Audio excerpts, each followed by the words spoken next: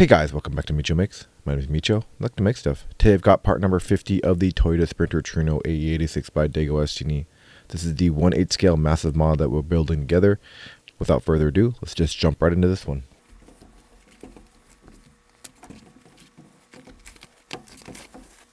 Alright, starting off, we've got our cover here. We've got our favorite frames. Got our parts here, and we've got our magazine. Let's take a look at the magazine first.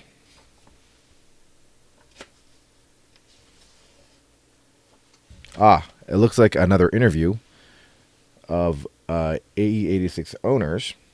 Looks like he's got nice Levin coupe there. He's an older gentleman. Let me take a look and see his name. I'm sorry, I can't read his kanji here, but let me also zoom in so you can pause and read this if you'd like. Google Translate. Hang on 1 second. Okay, his name is Odagiri Kazuki. I believe I got that right. Let me take a look again. My phone showing, yeah, Kazuki Odagiri. He has had his 86 since 2016, looks like right there too as well. So he's had it for a relatively long amount of time, but in the grand scheme of things, actually a pretty recent owner, I think.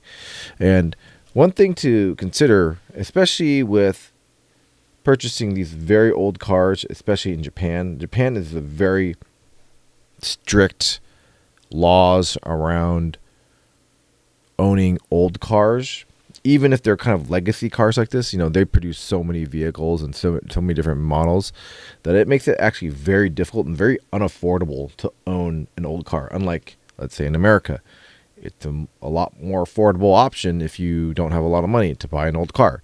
In Japan, they basically want to force you into a new car just because of emission standards, safety standards get updated. And owning old cars like an AE86 is actually very difficult. In Japan, you do have to pay a lot of money to get your license. I think you have to pay, back in the day, when I was looking at it, you have to pay, I think it was $6,000 just to take your license exam. And then that doesn't include a parking space that is required. If I recall correctly. And it probably has changed. It's probably even gotten more expensive to get your license, number one. But number two, then you add the cost of the vehicle. They kind of penalizing you if you own an old car. Gas is hard, the emissions are worse, harder to get past. So you have to have a pretty decently functioning vehicle. And then also maintenance, like older cars, you require a lot of maintenance. So him being a relatively new-ish owner of these, he's owned it, it says here for 6 years, but again, this is from 2023. It's pretty interesting to see these guys kind of getting into these vehicles if they hadn't owned them for a while. Now, there are obviously dealers, enthusiast dealerships who do sell these A86s to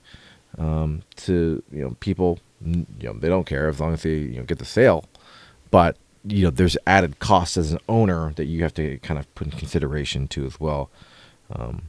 Again, he has a really nice, very clean looking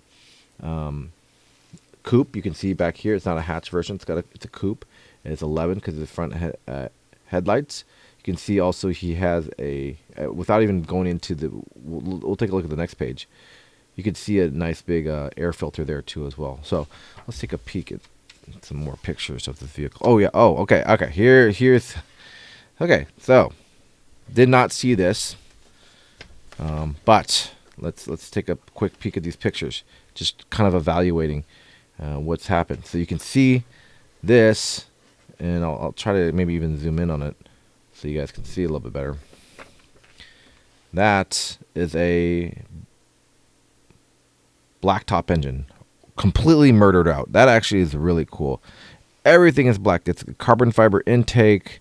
It looks like this individual throttle bodies here got blacked out too as well. They painted them or something.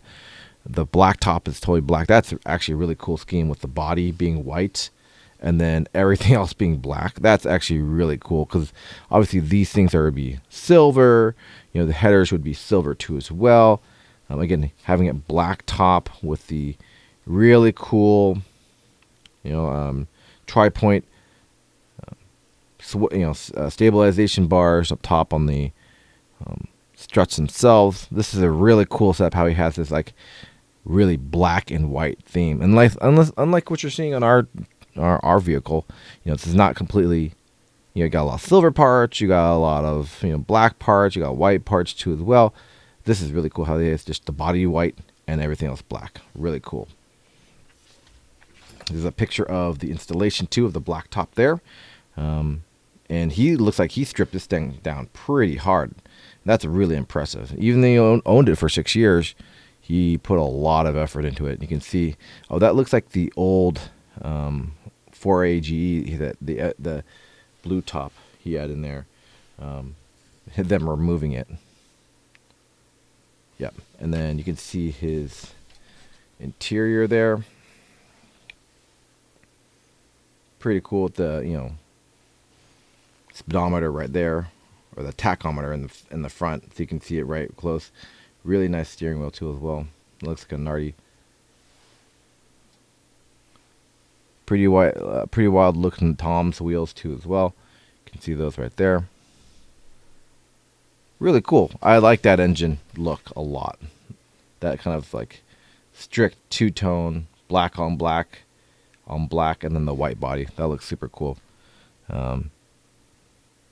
Yeah, really cool build. Let's zoom out so you guys can take a look at the build list here that he has here. I'm gonna focus on those letters so you can actually pause it and read it if you'd like. Be courteous about that. And then here is his build list on the bottom. Make sure that is in focus too for you. There it is. If you want to Google Translate that, that's a pretty extensive build list. Make sure that's in focus too.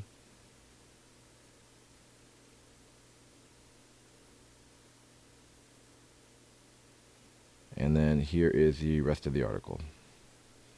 Go ahead and pause the video if you want to stick your phone up and translate his build.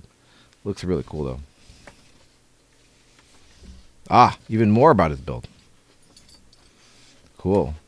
I always like seeing these. I actually I think their AE86 Rival series is pretty cool, but I really like seeing these kind of owner cars too, and what these guys have done to kind of keep these things alive, right? Whether they're swapping in a new engine, or trying to restore something, or maybe they're just pure drift cars, and this is the kind of performance that they've done. This looks like a really cool build that these guys made. Otagiri's made.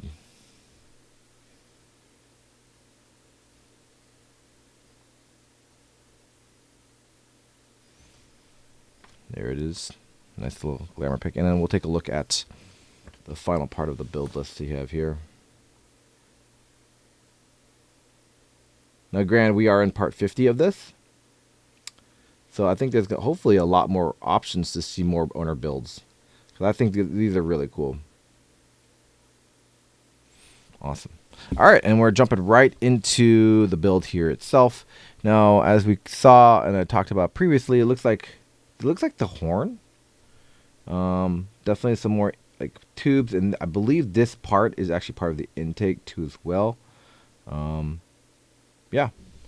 So we'll take a look and see where that goes. It looks like we're going to be doing a little bit more hose cutting too as well. There's that. Part 2. This does look like the intake. Yeah. Oh yeah.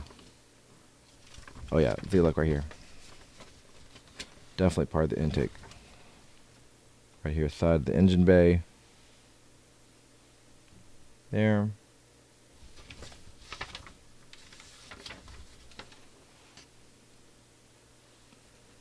And how that kind of lays up on top.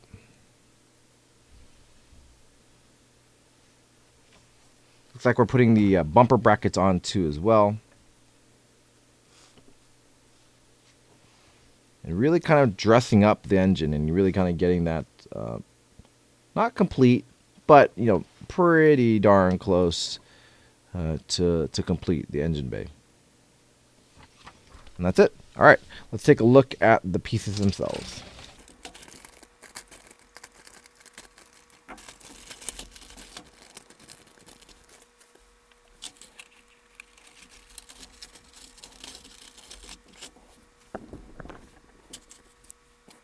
All right, starting off, we've got our length of hose here that we're all too familiar with a lot of different ones we've been cutting and installing. So another piece of hose there. We've got, grab my tweezers. This is a part of the air intake that looks like a top part of the air intake. And the bottom part. These are both plastic here.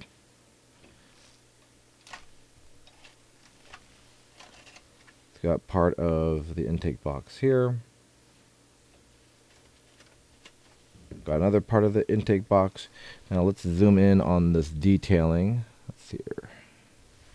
You guys can see that. Kyasuru. I don't know. I still love the detailing in these. And how they really didn't need to put like a sticker or anything on this. And they've got a little piece of dust here you can even see on the camera, but you can see this detailing on the side of this intake box that they really didn't need to do, but they did it, and it just actually enhances it so much. Just that little small piece right there, just a sticker. So cool. All right, let's zoom back out. Looks like we've got that bumper piece that they said they would be putting in the instructions. Now this is part of the front bumper too as well. Other side of that, and luckily they're labeled right and left, it looks like. Cool. Intake hose. That actually looks pretty cool. It's solid, so obviously it's not a hose, right? There's no reason for them to make it actually hollow inside. But you can see are the clips here, right? They painted the metal clips on the side. I mean, they could have given us clips and we could have like installed them, but you can kind of see how they made this kind of baffling here too as well. But really cool that they were able to add in that kind of detail of, hey, we're going to paint this silver, right? It's not just going to be black. Looks like another piece of the intake here too as well. All plastic. And one more piece that looks like of that box too. And oh, there's one more one. One little small bracket there. And for screws, we have AM and AP. There it is. Great. And that's what we have today. All right, let me get this all set up and get the model out, and we can get started. Okay, actually the first step is we're going to cut this hose. Looks like we got one length being 50 millimeters and one length being 65 millimeters. So it's aligned here. Start with a 50 millimeter piece right there. All right, get that moved out. And the next one is 65 millimeters. All right. Align this just like this.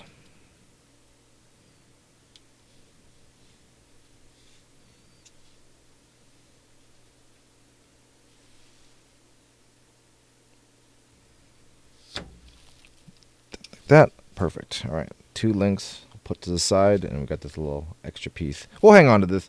We do hang on to all the little scraps because you never know when you'll need a little piece there. All right. Next step.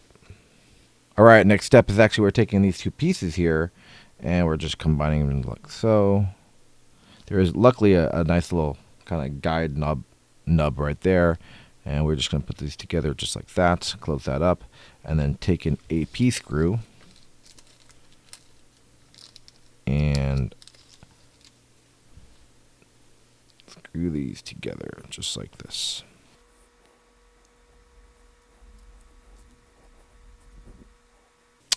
Okay, and then after that we take the 50 millimeter piece of hose that we just cut, and we put it on this nub right here, and we've got that piece there. All right, next we take this piece and this piece right here, and we're going to combine them together just like so, just like this. And there's no screws for this piece, and it just kind of pushes together just like that. All right, and then we take these two longer pieces, and what do you know, we just put them together just kind of how they're oriented right there. And then we take a few AP screws. Looks like we take 3 AP screws, and we attach these two sides together.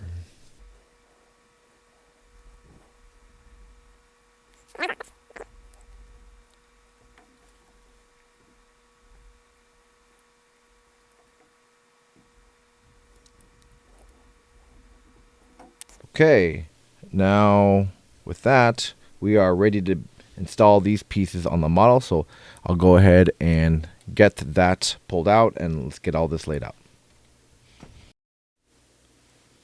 All right, got the model back, and actually the first step we're doing is we're actually attaching the 65 millimeter hose to this little canister here, down here.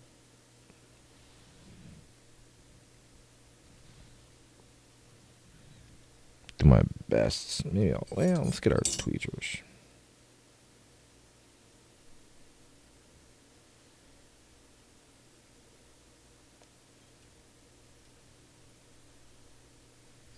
So it's slipped on, and then this actually goes right here to the intake tibus right there. Okay, cool.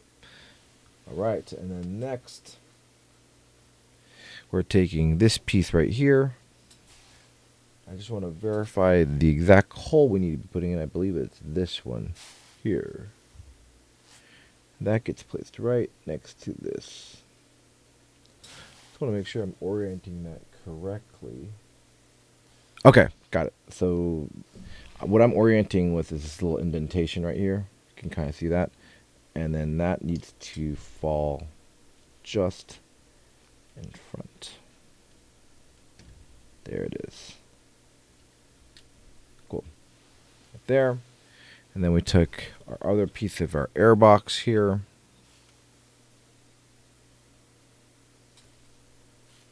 And sticker side up. That gets placed right here. And then we need an AM screw.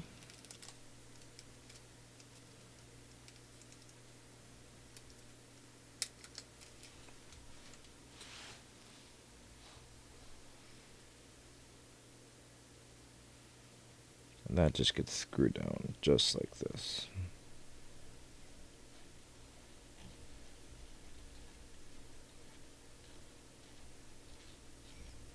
Pretty clean, looks good.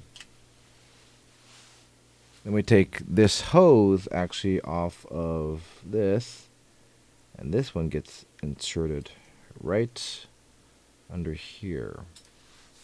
Let's see if you guys can zoom in on it real quick.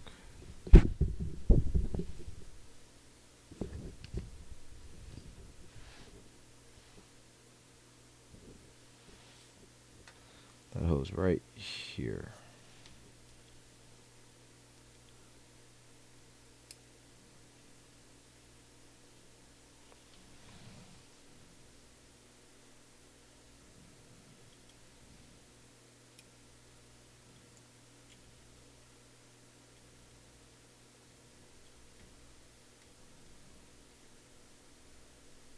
There we go. That's attached. Cool. All right, zoom back out. I'll reorient.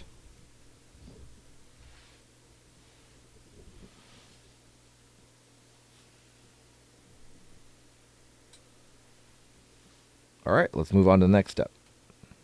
Okay, next step, we're actually taking the intake tube here, and we're going to be connecting it right here from the Tivis all the way to this intake box right there. So they actually say, hey, make sure you're guiding these hoses around. So we've got to kind of go underneath this one, which I don't know why we could have attached this one later right here. But we got to go underneath this one, just like that. And then underneath this one, just like that.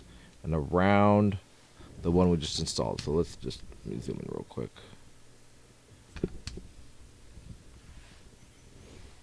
So we got to go around these hoses to get this thing installed.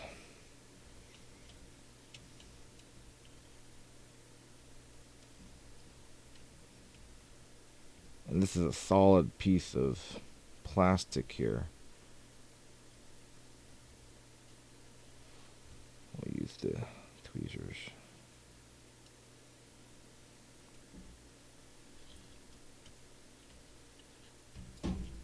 That looks good. Make sure this isn't pinching there. That hose there. This hose is here. Oh, this one fell off, so this got to just go right back on top right there. Good. And then next we're going to be taking the upper intake kind of baffling over here. And we are just going to be placing the thread on top of this, connecting it right to here in the box. Make sure this is in frame. Actually, I'm going to move the camera just a little bit so you can see. And then we're going to be connecting it right here into here. And then right on top of the radiator, just like that. So, it's kind of funny, you know. Goodbye 4AGE symbol right there. You're getting covered. Now, obviously, a lot of the modding guys remove this piece completely, because in order to kind of access anything here, you got to remove that anyways. So you'll see a lot of guys running aftermarket air filters just on the edge from the box here. They'll just remove the box completely, and this is in the US one too as well. And then remove this top piece here because it does block up a lot of stuff. But this is the way the stock OEM look is with this. It is also to prevent people from kind of reaching down, and with the radiator fan kind of sitting right there, this is a good way to prevent fingers getting cut, because that thing is spinning pretty fast. Yeah, the front of the engine is completely gone now. Now we are taking this little bracket piece here, and this is to stabilize right here. So let me reorient this here. We'll go ahead and it's in here. Goes right here on the frame. And then push that down, and then this will orient right inside of the airbox.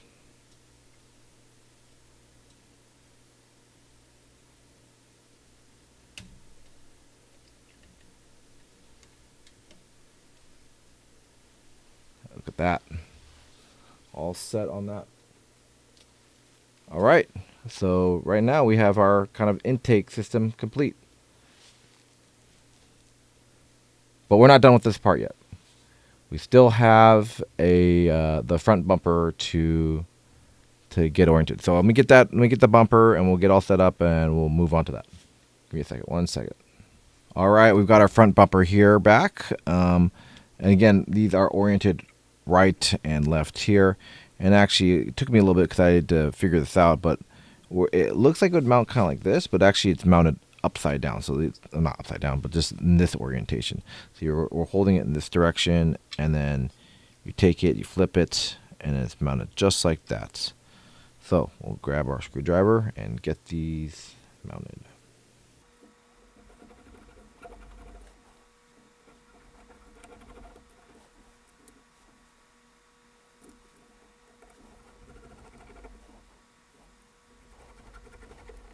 And there we go. The frame brackets for the front bumper are mounted, and almost ready to be, I guess mounted, maybe. Who knows? But pretty interesting that they actually included it in this part here too as well. All right, let's recap real quick because that was the last piece here. So just a reminder, we did the air intake in the front, doing all the hosing for the Tivits too as well up there.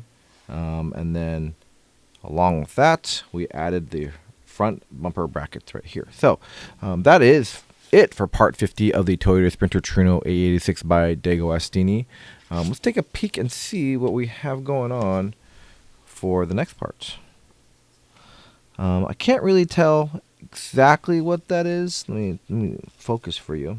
Okay, so this part actually looks like it's going to be for the front headlight kind of cover area here, just right up in the front. So, but hey, look for that in part number 51 of the Toyota Sprinter Trueno AE86 by DeAgostini.